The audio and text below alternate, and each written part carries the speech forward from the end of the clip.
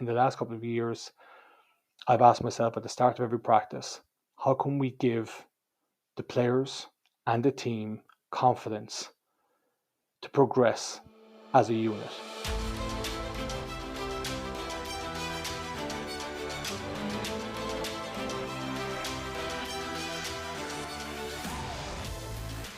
Welcome to the Cutting Edge Coaching Podcast, where we believe coaches are some of the most important teachers and leaders in the world, and they deserve to be supported.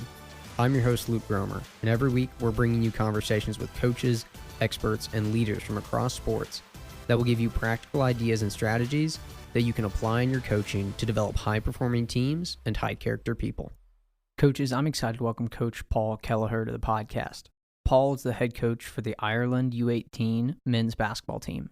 He has 24 years of coaching experience and 17 years of international coaching experience. In our conversation, which is a bit longer than usual, as I kept this all in one episode, we talk about the importance of language and terminology, teaching points versus cue words, the 4 phases of skill progression, emotional interference, and more. Like always, if you enjoyed the episode and want to grab a copy of the free podcast notes, just go to cuttingedgecoach.com/podcast or click the link in the show details to download a free PDF of notes from this episode. And don't forget to check out summercoachingseries.com to learn more about the event we're offering that will help you level up your coaching this summer. The SCS includes 10 weekly presentations plus 10 bonus sessions with coaches and experts from across sports that will help you grow as a coach by giving you practical ideas you can apply in your coaching. When you sign up, you get access to the live presentations, the video replays, a private podcast feed with audio-only replays, detailed coaching notes, and more. Week 1 starts on June 1st at 12 p.m. Central Time with JP Nurbin presenting on The Culture System, a proven process for creating an extraordinary team culture. But if you're listening to this episode past that date, you can still get access to that replay and all the upcoming sessions. Just check out summercoachingseries.com to learn more about the presenters and or sign up. That's summercoachingseries.com. Now to my conversation with Coach Paull Kelleher. Enjoy the episode. Coach is really excited to welcome Coach Paull Kelleher to the podcast today. Coach Kelleher is the head coach for the U18 Ireland men's national team. Coach, first off, just want to say thanks for joining me. And I want to start off and talk with you about practice planning and design. We kind of exchanged some back and forth around one of your practice plans and some different ways that you guys are structuring your practices and thinking about skill progression and some of those things. But I actually want to start with just your thoughts on the importance of terminology and language, and why is that so important in our practice planning and ultimately in our players' learning? Thank you for having me, first of all. I've listened to a bunch of podcasts, and the extent of caliber that you have on here. So it's been great to help my own learning also. And some of the things that we're going to share probably has come from a lot of that. Specifically Mike McKay in where Canada basketball is right now. But in terms of terminology, I guess I started thinking that was significantly important when I did my own master's in sport and exercise psychology. And our lead lecturer at the time was Jerry Fitzpatrick. I remember him saying at the time that one of the most important things in a coach's toolbox is his words. And I think since then, I've been fairly paranoid with making sure that I can communicate with single words that have a significant amount of information attached to that word, specifically with terminology and imagery. So I think, when it comes to terminology, it helps with communication from the sideline during games. A single word can have a significant amount of information for players. And similarly, in practice, it allows the flow of practice. So if we're looking for blast ups, or if we're looking for pipe runs, or if we're looking for hugging sidelines as a significant part of our practice, we can utilize that single word and I think it gives off a fluency to our practice. Yeah, I really like what you shared there, Coach. And you kind of mentioned some examples that you guys use. Would you maybe talk about one or two of those, and specifically, what do you want your players to know or understand when you use those words specifically? So I suppose I use some offensive terminology there, but I suppose if we go back to maybe some defensive terminology, one of the things that we try and emphasize with our basketball stance or on defense is calling it a gate. So we want to keep our gate closed at all time. And it's something that we it gives us a connection that we want. If we open it, we're letting danger in and potentially danger out if we can't see behind us. But it also gives us something that we can really focus on in terms of staying closed and not getting beat off the dribble. And we call the surrounding four players the fence. So we want to try and make sure that nobody gets inside that gate and nobody gets inside that fence, and we're staying connected. Um, so like I suppose I grew up where you'd hear coaches on the sideline, hands up, hands up, hands up, but it didn't really have any significance for me. But we will have our teaching points associated with the cue word of gate. So where we want to have our lead foot, where we want to have our shoulder position, all those sort of things. So our teaching points are within the cue word, and our cue word being gate. So it just gives off all that information. Keep the gate closed, or slightly open the gate, or wherever we want to try and get to. But the most important thing is how can we position ourselves defensively as a gate, keep the fence tight, that we're not letting anybody in. That's fascinating. And that was actually one of the other things I wanted to talk about or pick your brain on a little bit about the practice plan that you shared with me, and that I'm going to be able to put a link in the show details for coaches to look at as well to reference. But in that practice plan, you have two different columns, one for teaching points and another one for cue words. And I think you just started to hit on kind of the difference of those, but I just want to clarify for myself, and maybe you can add to it. But explain the difference between a teaching point and those cue words. I think when it comes to teaching points, I mean, we share our practice plan with the players the day before practice. And obviously it's shared with the coaching staff also. And I like our players to be very much aware of the words that we're going to teach, that we use for teaching, and very much the words that we're going to utilize as cue words to prompt those teaching points within the activity or the drill, or whatever we're trying to achieve. But we also have on top of that, whether it's going to be on an air drill or a guided drill, as people are calling it, scripted these days, or whether it's going to be a live drill. So the players, and then on top of that, again, we have a situation where it's a teaching drill, which means that we're going to have a ton of stoppages. We're going to teach a lot. We're going to emphasize those teaching points quite a bit. And that usually happens if it's a new drill or a new layer that we're trying to build on top of a previous layer.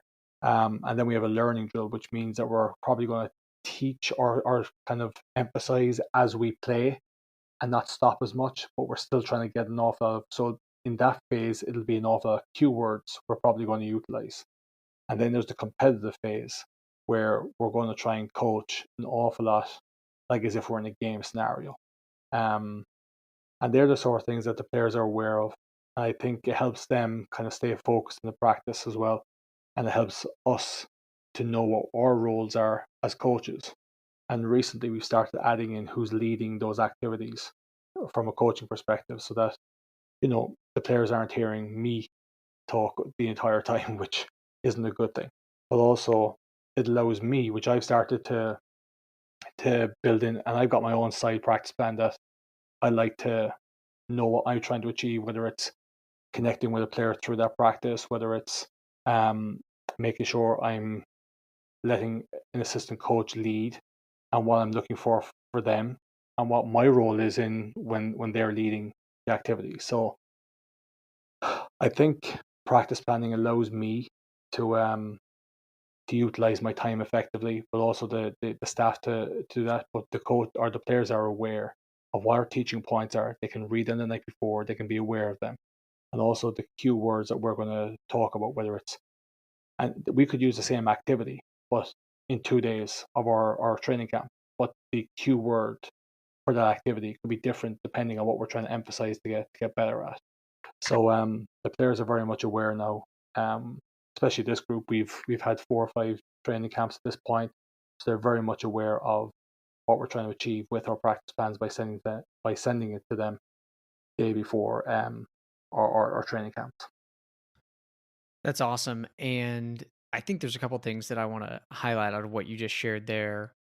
The first is I really like what you've talked about with those cue words and having intentional language that we can say one word, but they know that it means these 3, 4, 5 things, right? That's where those teaching point comes in. These are the 3 teaching points for this one keyword. When we say gate, we mean blank, blank, and blank. Or when you talk about the fence, it means these other things. And so you layer in those teaching points that ultimately, essentially, like build the vocabulary of this one keyword for your athletes, which, like you said, allows us to be much more effective with our interventions in game or in practice or maybe in that learning drill. And then you talked about it with your TLC framework for your practice drills, which, if coaches have listened to episodes with Mike McKay or Sefu Bernard, you've heard that same framework referenced, which I think is just a fantastic framework to use in your practices. I think it's so important to have that clarity for us as coaches, and then even for your players too. I think that's big. I want to talk though about another part of your practice plan, your phases of skill progression. You have A, B, C, and D phases, and I think these are really interesting and worth diving into for coaches. Again, just an added layer of clarity. Maybe we're dividing our practice into TLC framework or into that TLC framework, but then additionally looking at A, B, C, D phases of skill progression. So could you just share what are those different phases and why is it important for us to go through them? Yeah, so I mean, again, you mentioned Mike McKay. So Canada basketball has had a bit of an influence on my learning. And I reckon about maybe 8 years ago, our coaches association at the time, uh, you know, brought over Dawn Smith from Canada, and she kind of introduced all those phases A, B, C, and D. Um, and we're now beginning to realize that the A is on air, B is scripted, C is what people call small-sided games. I prefer to call them games of purpose, because I believe that we have to have a purpose within or games that we're trying to achieve. And then or phase D is your full game. And at the time, you know, the constraints-led approach wasn't really topic where as it is right now. So right now, even in our phase D, we can have that CLA or games-led approach within that. So we can have a constraint to start the 5-and-5 or scoring element of it or a time element within that to make it a bit more variable than what we're looking at. So those phase A, B, C, and D allow us to, and I suppose at the 18 level, or phase A would either be a warm up or it might be where we have to bring a player out and give them the technique while the other players are in their activities and stuff like that. So we don't really do a whole lot of phase A anymore unless it's a competitive drill. So like for example, our 4-man sideline break that we will split into 2 teams, green and whites, and we might have a 4-man sideline break and we might put a time constraint on that, and whichever team achieves it quicker, they get the point, and we'll have a competitive element of all that. And the players love that sort of stuff, where it's just pure speed and technique as opposed to going against bodies the whole time. And that's where the phase A might come into it, and it's very minimal within our program. Um, so it's mostly kind of phase B, C, and D. So phase B might be if we're in a learning element in part of our TLC. So we might, for example, where we try and teach the pro stop, and that's part of a big part of our finishing around the rim kind of stuff for us. So that might be initially in the first practice or two where that's a phase B, and then we'd have an element of it where it's constantly phase C, where we're never coming back to it being guided. So again, we're layering all those sort of things. Some parts of our program we'd have to come back into in A from a C because we may not be getting the technique right, maybe 90 seconds, then go back into the drill again. So I just think it allows us to have phases where a player may need to come out, or we may need to stop the entire team if it's a general thing that we're just not getting right, and just show a technique for maybe 60, 90 seconds and go back at it again. So I think those phases have allowed me as a coach over the last number of years to really kind of utilize what's required for the player. And I suppose right in the last couple of years, I've asked myself at the start of every practice, how can we give the players and the team confidence to progress as a unit? And sometimes it might have to be a lot of phase A because we don't have confidence in shooting technique at the time, or we may not have confidence in our footwork, and we might need less distractions around us. So if we're confident in our defensive rotations, and we'll never have to go back to A. We'll just constantly be in C and going into 5-5, which is our D. We may not have as much confidence in our, I don't know, let's say our scheme execution. So we may need to have less distractions and just let them rep it from time to time. So whatever we feel that the team needs to achieve confidence in, that will be based around our A, B, and C and D, stuff like that.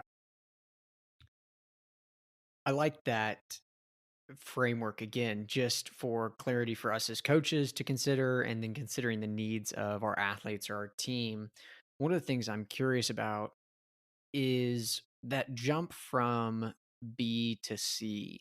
So, for example, you mentioned talking about trying to teach your U18s a certain finish around the basket in basketball, and starting in B and then moving into C, right? B, that scripted finish, which I'm guessing right there is like a guided defender that's giving them the Correct. read that they're doing. Yeah. So we've got a guided defender.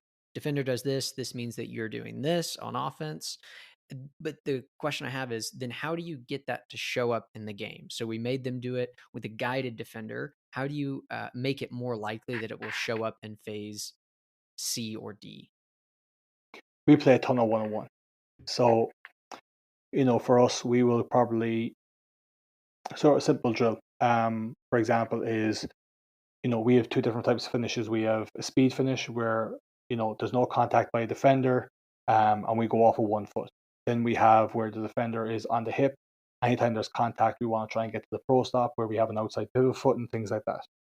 So we may do a ton of one-on-one to really have it in a live scenario. So, for example, if you use a 3-point line, we'll give the offense full advantage by having the offensive player inside the 3-point line, and we'll have the defense outside the 3-point line. So now the defense has zero advantage, offense is full advantage. Defense holds the ball, offense rips it, now he's being chased down, and we're working on our speed finish unless he's absolutely really slow and the defender gets back in front. Then we will try and make it 50-50. So if you and I, Luke, are square on each other, chest to chest, 1 foot inside the 3-point line, 1 foot outside the 3-point line. I'm the defender, you're the offensive player. I hold the ball, you rip it. The minute you rip it, we're live. I'm chasing you. So now there is the slight variable where you have to have that experience of, am I in a speed finish or have I got a pro stop? And then we will go to the other element where the defense is full advantage and the offense has zero advantage. So the defense will be fully inside the 3-point line, the offense will be outside the 3-point line, defense still holds it, offense grabs it, we're live. So we're trying to create elements where we have a speed finish, where we don't know if we're going to have a speed finish or a pro stop, and then we have the defense fully in front where we have to create it from a neutral perspective. And then we try and layer it 2 and 2 to 3 and 3 to 4 and 4. A lot of our one-on-ones, anything that we start practice in a 1v1 to work on our finishing around the rim, we layer 2v2 to 3v3 to 4v4 and 5v5. So that's probably where one of our learning outcomes will always be a finishing, always be a spacing from an offensive perspective, and then from a defensive perspective, how we're trying to guard those scenarios. So that's how we try and build in our one-on-one finishing into transferring into a 5-and-5 scenario, because we try and make it as variable as we possibly can, albeit with the advantages at the beginning.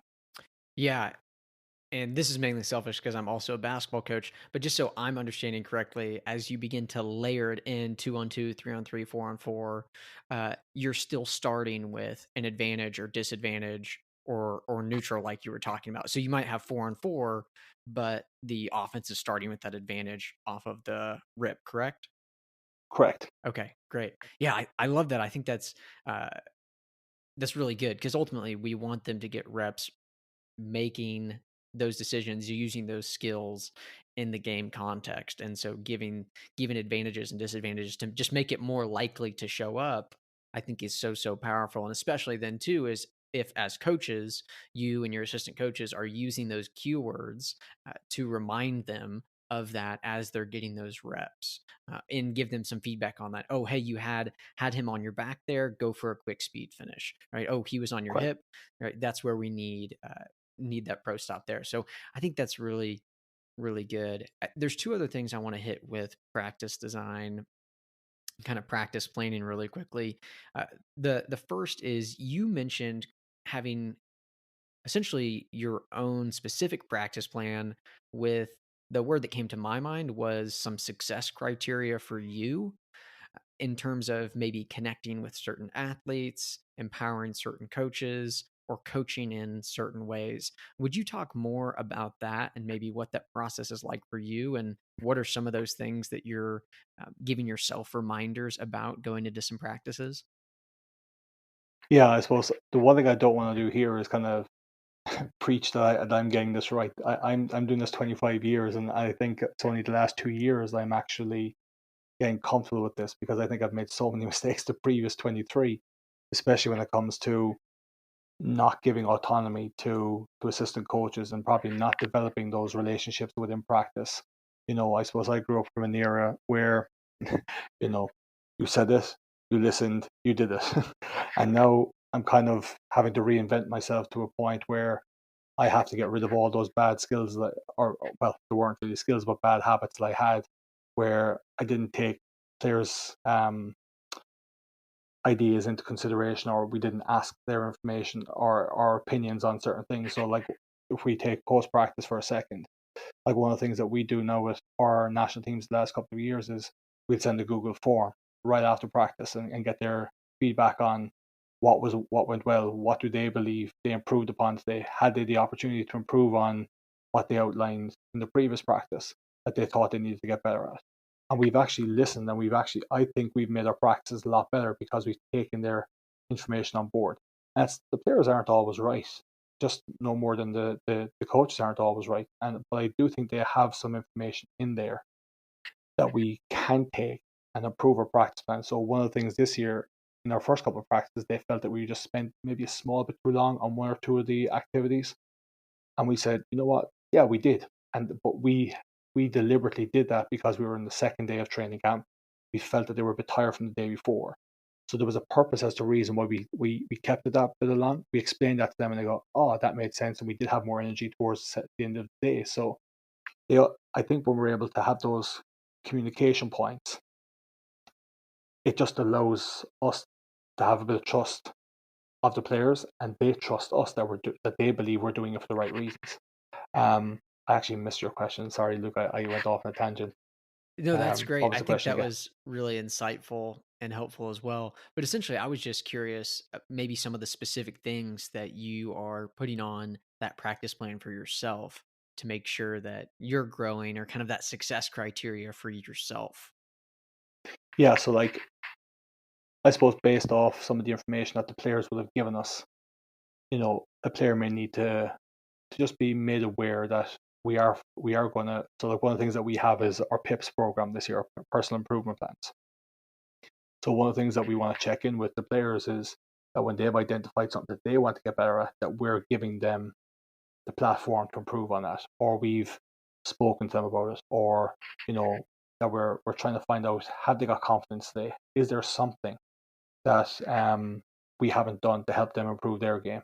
Um, so there might be specific players that I know I have to deliberately check in with, and then there might be players that where you know what, at the by this pro, that I get a sense that they're not themselves today, and I put that on my own personal plan to say, right, I need to check in with that player before the end of the day. And similarly with our coaching staff, if I give them, so for example, if one of our assistants is in charge of the shooting section of our practice today, I might just check in, are you okay with, before they start, I'll always ask them, have you got your teaching points down? Are you ready to go? Is there anything you need from me? And so on. So I just want to let them know that it's they have the floor, and I'm there for them if they need me to do anything. What do you want me to do in this section? We've already gone through this obviously before practice, but I just want them to know that I am there for them. And that's not something I've always been great at. It's quite interesting that in the last few months I've checked in with a few previous assistants, and they wish I was that way with them a few years back, but they're happy to see that I have grown as a coach myself and given autonomy to our assistants. And it's actually given me a bit of breathing space within my practice to check in with the players on the plan that I've actually said and pull them aside, say, how's everything going? How's the new teaching point for you? Is there anything that you feel that doesn't work for you in this? And some players will say, yeah, I don't think this one's worked for me. I'm finding it difficult to get my fluency, or I'm finding it difficult to get my rhythm on that. And we may make an individual adjustment for them, and they are able to do that. And then I'll check in with them over the course of practice, see has that worked or has it worked and stuff like that. Thanks for sharing that. And I applaud you for growing and being willing to recognize that it was an area of growth. And I think what you shared there is really important and insightful in that it actually can really free you up as the head coach when you are willing to delegate and empower your assistant coaches. You're getting to do things in your practice because you have the mental capacity to do these things because you are willing to trust your assistants. And ultimately, I'm guessing all of your assistants want to be in the position you're in one day, and they're really only going to be prepared for that if they have the chances to do the things you're doing, to make mistakes, get feedback from you, and what you shared there too about just being support. Hey, how can I help you? What do you need from me here? Or do you feel prepared on this? How can I help this go well for you? I think that is, yeah, just a really important way to go about leading a coaching staff if you have coaches that you supervise. Kind of shift. Yeah, You have another thought on that? no, you're fine. I mean, we share a ton of video within our so we'd have a coaching group, and if I'm out or whatever it is, and I'm doing a bit of video editing of our practice where we want to share some drills, or I see something on Twitter, to if we again, like, just for example, a shooting section or shooting section, I might see a drill. Look, this might be something that you might want to add to your collection. You think this might work for you? And coach might say, yeah, that works. That seems good. Or maybe that doesn't work, or not for us today, or whatever it is. So I just think it's when something new comes our way and we're able to analyze as a staff what's worked well. Does this fit in with what we're trying to do? Or is it just something good and maybe we park it for a while? So I think, constantly communicating, constantly giving them something that might help them in their part of their role as an assistant coach, um, to help our program, I think is very, very important. Yeah, absolutely. The last thing I want to talk about with practice design and practice planning is maybe just what is unique about coaching a national team. I know you have specific windows when you can be with your athletes, and you don't have necessarily a ton of time to prepare for competitions. And although probably most coaches listening aren't national team coaches, I know often coaches have a short window of time before they play their first game with their team. Maybe it's a couple weeks, maybe it's a month, but I think most coaches would feel like it is not enough time to adequately prepare before they have a first competition with their team. So I'm just really curious, how do you guys handle those windows and trying to get your team prepared for competition in small windows of time? It's tough. We're obviously not one of the big hitters. So we're a bit unique in that we do get to see our athletes every 4 to 5 weeks, and it'll be a weekend, so it'll be calendared. in our federation's national calendar of club events, of school events, of college events, and things like that. So it will be calendared. I guess the challenge is obviously the diversity of styles and the habits that they build up between the 4 and 5 weeks that they're away from us, whether it's a defensive habit or an offensive habit or whatever. When they come back into the program and we're trying to change one or two things. So I guess over the last couple of years, the one thing that we've tried to figure out is what's consistent in their own club or schools that we can utilize, that we can build upon right now, versus fighting the trend that they're having to switch between, because that confuses kids.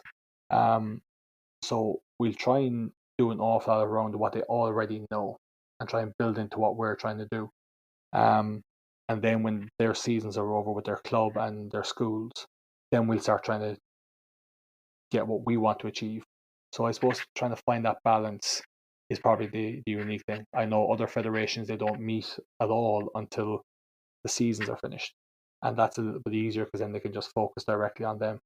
But I don't think that we have the level of competition in Ireland to be able to meet at the end of a season. So we do need to have our best players around each other a bit more so that they can build up that level of competition, how we're trying to layer between learning to practice at that level, learning to compete at that level, and then hopefully trying to win some games when we're getting to the European Championship. So I think we're a little bit different than everybody else in that respect.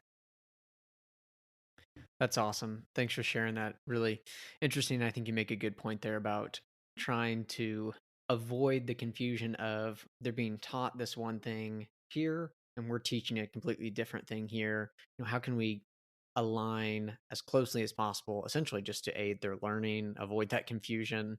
And it's just hard to change habits in sports and life, right? Like it's hard to change habits that people have. So well, I want to shift a little bit here in the conversation, and I want to talk about something that I know is important to you, and you shared a little bit with me about. And really, it's the challenge of emotional control and what can become emotional interference from coaches. I know this is something that you kind of went on your own personal journey with. So maybe would you just share what that journey was like and what you've learned about those things? Yeah, I mean, I think, there's a difference between being aware of what your weaknesses are or areas that you need to improve upon versus having the ability to act on that. And I think for a long time, I was very much aware that I needed to change certain things that were not very helpful towards me as a coach, and allowing players to feel confident on the floor. Um, and about 3 years ago, I guess I finished up coaching senior. I was involved for 18 years, eight as an assistant and 10 as a head coach. And I kept being in a situation where I'd finish my senior season, having coached some international window practices of windows, and then going right into the international program, finishing late August and heading right back in the preseason with the senior team. And I spent 13 years doing that. So while I was very much aware of having to improve on certain aspects, I never really had any kind of downtime to really reflect on areas of non-technical aspects of my coaching that needed to be improved upon. And as I mentioned earlier, I probably grew up and played in an era where it was very much loud sidelines. That was the perception of how you coached. And if you weren't loud and you weren't talking and you weren't up and down the sideline, you weren't coaching. I suppose in the last 2-3 years, and COVID has been really significant in that learning, we've begun to realize that, you know what, maybe sometimes the less that we speak is actually more beneficial to allow players express themselves. And that was very hard for me because I was very much a chirper, as the referees like to call me. So, one day I kind of figured I had, I had a lot of good friends around that tried to ease me into kind of saying, Paul, shut the up, right? So just leave the players at it. And I was young and wanted to prove myself and didn't really hear what they were trying to get at. But the last couple of years, I guess I just kind of came up with, maybe I was emotionally interfering with players on the floor by over talking, over communicating, and even using the Q words way too much. And I just felt I was emotionally interfering with players on the floor, and I need to start to figure out how to leave them at it. And that's been probably a lot of the work I've tried to improve on the last couple of years, and improve my practice design has allowed me to be better at that area, I guess. Yeah, thanks for sharing that. Will you talk will you talk a little bit more about what that's been like now coaching games again? Uh so you talked about COVID. During that time of COVID was really when you were able to do some reflection and realize that this is a place I need to change and grow in. So yeah, talk a little bit about what it's been like now when you're intentionally trying to change that. Has there been anything that's been helpful or beneficial for you? I don't know, reminders for yourself, like things that you're doing to try to essentially change your own behavior and and become that coach you're aspiring to be and break some of those habits that you recognized you need to do away with. Honestly, I think it was the developing or the loss of relationships with previous players, and coinciding with the birth of my daughter, um, and not really wanting to be somebody that, when she goes to school, your dad's an ass, to all these players. And I guess that's kind of, you don't really think of those when you're kind of young and single and trying to impress upon people, So they were probably the two things.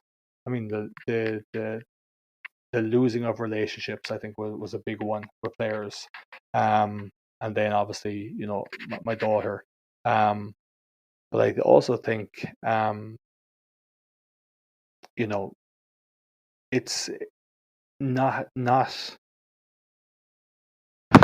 being overly assertive actually improves everything within the program, and it's allowed our practices to be far more enjoyable to be around. And it's actually helped my game coaching too, in terms of, because I'm able to see things better, I'm able to anticipate things better. Um, I'm not over emotional, which leads to a poor environment. And there's been times when I've left practices and I've created a poor climate within our practice, um, which in turn, if it happens a second time and a third time, is now developing a poor culture. And I think, as coaches, we have to be very, very mindful of those things, of how we're impacting upon the program based on what we're doing ourselves. And that was something that really, when I realized that, created an awful lot of guilt over previous years, towards how we've had our teams and national team programs in certain European championships. Thanks for sharing that and your honesty in that. I think what you said towards the end there is really important, that you might have a practice where you are not as emotionally in control as you want to be, or maybe, yeah, coaches have bad days too. And the climate you create on that day, if that's repeated, that begins to become your culture. And I think that's so important for us to consider. One of the coaches I talked to previously, Jason Watson, he's a volleyball coach, college volleyball coach, and he just talked about the the importance of emotional control in relationship to trust. And the reality is, if you create a climate where you're typically emotionally stable and then all of a sudden one day you just go off and lose it on your athletes, it can break a lot of trust, even just in one day, right? Or on the other side, if you've created a climate that is emotionally volatile, and that's typically what they expect, it's going to be a pretty hard shift. It's actually going to take some time for athletes to start to feel safe again in an environment that is more emotionally stable. And I think that's just really important for us all to consider in our coaching is, what is this day-to-day climate that I'm creating? And then that climate is ultimately creating that culture. Is there Yeah. any thoughts you have Uh, to that? like, I was very fortunate that I think we were all very fortunate that the initial part of COVID, everybody was sharing really freely. I think that has actually helped coaching, and specifically, I mean, obviously we're involved in basketball, but you know, but the one thing that was really identified early was developing of relationships within a culture, and it really kind of brought me to try and really ask what is a relationship. Um, and over the course of a couple of calls, I began to realize that the relationship has a care aspect of it and it has a connection aspect of it. And it's which comes first. Do we make a connection first that allows us to be allowed care for a player, or do we care for the player, which then allows us to make that connection? And I think, initially I was like, no, we need to make. I always believed that if we care for a player, you know, everything will come easy. But over the years, I've always felt, yeah, I've showed so much care, but there was always something missing. What was missing that kind of really allowed us to prosper? Um, and I do believe that the connection element of it may need to come first. But certain players won't allow you to connect with them unless you show they care, and then other players want the connection first before they let you care. So I think it's we have to get to know the player or the athlete or the person first to know how we make the relationship begin and have maintenance within that relationship. Because every relationship, whether we're married, whether we're, you know, an athlete, at some point there's going to be a fracture within the relationship. Um, a team relationship, an individual relationship. Um, but the quality of the relationship or the strength of the relationship will determine how quickly the repair happens. And I think that's something that I did not know, and I think it's my undergraduate was in health, fitness, and leisure. My master's was in sport and exercise psychology. I also have a physical education um, qualification as well. And never were we ever spoken about the the the importance of the relationship, the importance of the connection. Everything that we've done in the past, I believe, has been on X's and O's and technical aspects of it and things like that. But I think it's a failure of coaching qualifications, whether it's or level 1 to level 2 in Ireland or anything like that, the importance of the off court relationship. That we don't always have to talk about basketball to players. It's how was your day? How was school? Or being ahead of them and realizing that they've got their driver's license test next week and talking to them about that sort of stuff. And I never realized the importance of that until the last couple of years. And I think that's something that we really have to embed in our coaching qualifications or coaching courses or things like that people can't be afraid of speaking about, because you know what, it's not the done thing or it's not the trend, and we go to coaching clinics for X's and O's and new drills and whatever.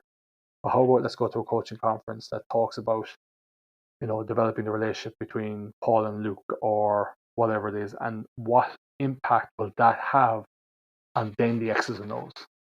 And I've always said, we still need to teach in basketball. I think we in the current way we're talking about relationships and stuff like that, we're still teaching basketball and they still have to learn how to play basketball. But the relationship will help us get them to that point, and then our knowledge of the game will expand the relationship, and they'll have that trust to say, you know what, coach, I'm having a stinker of a day, and I'm getting my rear end handed to me, and I'm opening my gate the entire time, and I can say, right, how can we help you with that? How can we get there? And that's helped my game coaching, because last year was the first time I kind of really coached at the European level where I actually coached that way from the sideline. and we weren't very talented, but we had a massive chemistry, and we were very, very close to being more than pretty good, because of the chemistry that we developed within our culture and the climate that we had every single day within our practice. I love what you shared there for a lot of reasons. Chemistry is such a funny word, right? Because it's a word that people associate with sports, but it's not something like you're talking about that coaches are really equipped to know how to build often. And how do you create those relationships and connections between you and players, and then also player to player, right?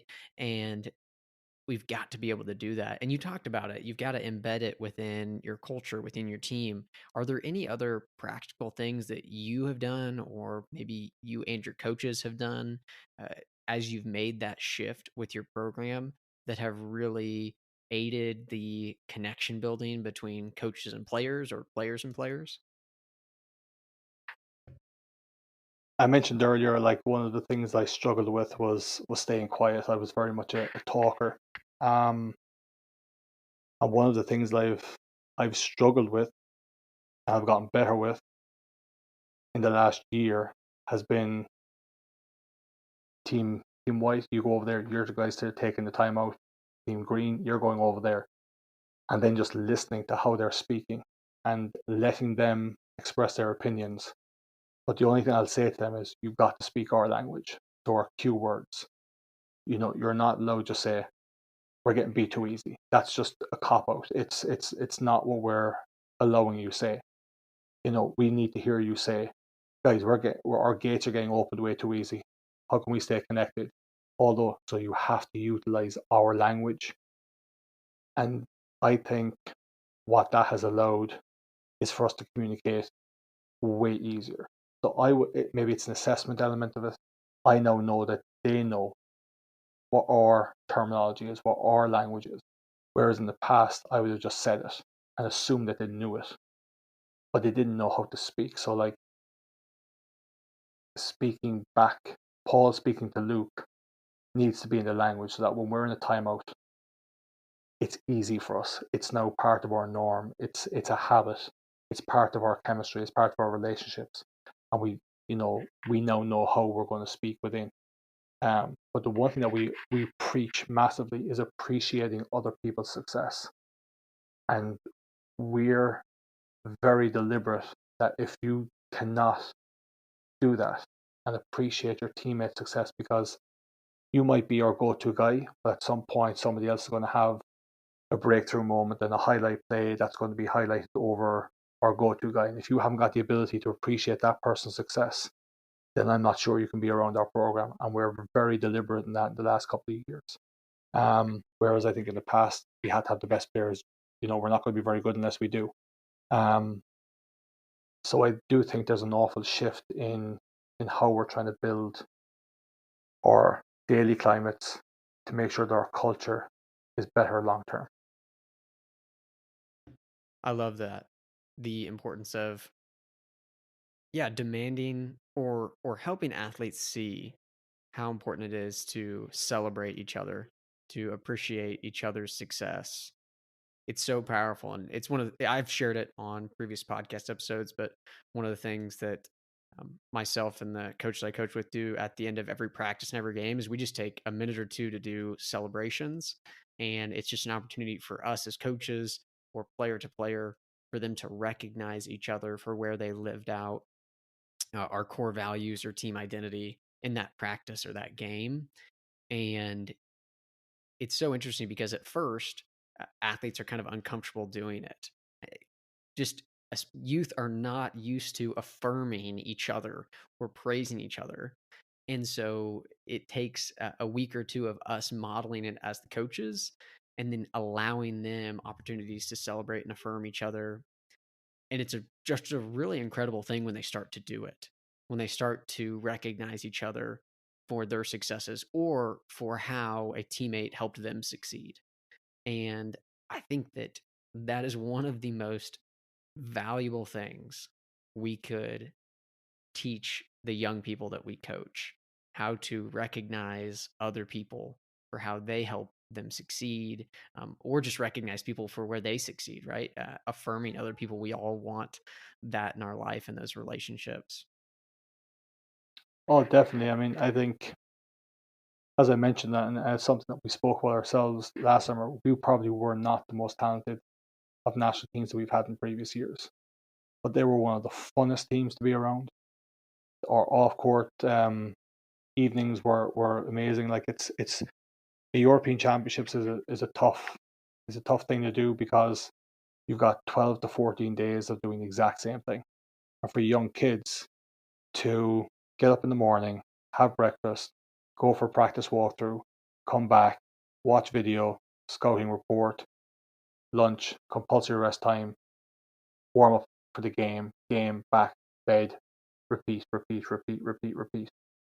And for 14 days of pasta, of 14 days of eggs in the morning, of 14 days with no variety, for a 17, 18-year-old, that can be a very daunting task. It's daunting for adults, and we're supposed to be the mature one. But the one thing that I think that our last group did was make our off-court scenarios an enjoyable experience. That those things of monotonous occurrence did not affect the atmosphere within the group, and that was one of the special things about them. And we weren't as successful on the floor that we thought we were going to be, but the experience that we had, and I still talk to all of them quite a bit, is one of the things I really appreciate about that group. And it was just fun to be around because of the chemistry that we created within that group. That's fantastic. And I think that that's a testament to some of the shifts that you recognized you needed to make in your coaching and in your leadership. And you talked about earlier that there's a lot of players you coached previously that you don't have relationships with anymore. But to know that already in that shift, there's relationships that you formed with those athletes, and the climate that you created was significantly different, that everyone recognized it and felt it. I think that's absolutely huge. So I just celebrate and affirm you for doing that, coach, because Thank you. that's what we need to do as coaches, to provide that kind of environment for young people that, like you said, it helps that we help them get better at the game, and we've got to teach them these life skills, right? Social and emotional skills that they need to develop, how to be a part of a team and a group. So I love that and appreciate you sharing that story. Coach, this has been awesome. Before we hop off, tell people where they can connect with you. Yeah, sure. I mean, I like to be on Twitter. So at Paull T Kelleher. Instagram, same thing, and then on Facebook, same thing as well. So, yeah, I'm still. I like to be on social media. I'm not massively active, but I definitely share one or two things every now and again. So yeah, catch me there anytime you want. Awesome. Thanks, Coach. I appreciate your time a ton. Thank you very much.